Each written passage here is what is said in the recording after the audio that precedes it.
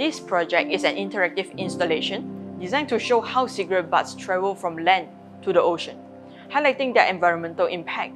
It also focuses on SDG-14, Life Below Water. In the installation, I used recycled materials to create buildings and created the trees from sponge and iron wire. All of the animations will be using projection mapping on the central platform. I've incorporated 6 touch sensors connected to an Arduino, allowing the audience to pick up a cigarette butt and simulate disposing of it in an ashtray. Through this interaction, they'll see how small actions can make a big difference.